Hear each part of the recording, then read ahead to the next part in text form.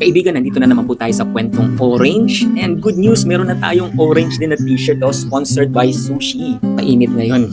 Mainit ngayon. Sa mga Pilipino po nating kaibigan na nanonood sa different countries ngayon.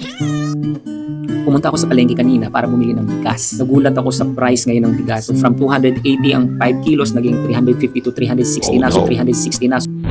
So nagbigay ako ng 1,000. Sabi naman sa akin ng tindero kanina, "Sir, meron kayong 10 pesos." Binigyan ko ng 10 pesos. Tapos yung may-ari ng tindahan, binigyan ako ng 350.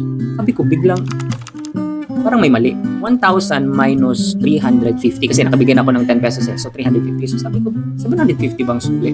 "Sir, 360 man kaha." O, "Hala sir, salamat kayo sir." Pagmamadali niya na sobrahan niya yung sukli. Yung makita mo talaga yung pasasalamat niya na pinali ko yung 100 pesos sa kanya. Napakahigpit nung yung shake hands niya. "Sir, salamat. Amping sir, amping." So parang na-sense ko sa mukha niya na napaka-rare na yung mga ganitong mga pangyayari. Remember ko yung verse kasi ni Lord, anong makukuha mo kung makakamit mo ang buong yamanan ng sanlibutan? Pero ito naman ang sisira sa buhay mo. Ano naman makukuha ko kung yung 100 pesos ikikip ko, pero yung tao mamamoble. Umangat ka nga ng konti for temporary time lang, pero yung tao for a long period of time nagsasuffer dahil na lugi siya. Ng ganun nga. Maski maliit lang yan, makaka-apekto talaga yan sa business. Nasabi din doon sa verse na kung may integridad ka or may honesty ka, ito ang gagabay sa iyo.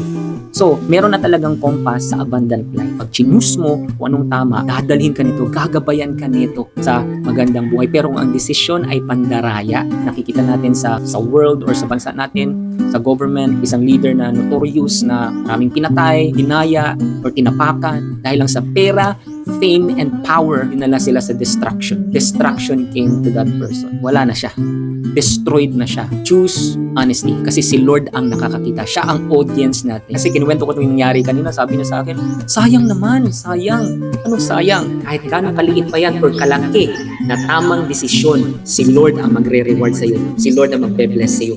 So hindi yan sayang. Aanhin mo naman yung mali kung nanakawin ito yung peace mo. Kawin ito yung peace mo. Marami na yung tao na nasanay na sa mga kasalanan na para sa kanila normal na. Pero makikita natin na yung countenance, yung mukha nila parang walang peace. Mas importante ang peace, mas importante na si Lord proud siya. Sasabihin niya na, "Oh, yan yung anak ko. Yan yung anak ko." And always remember, God is not looking for someone to bless. God is looking for someone to trust. Someone to trust.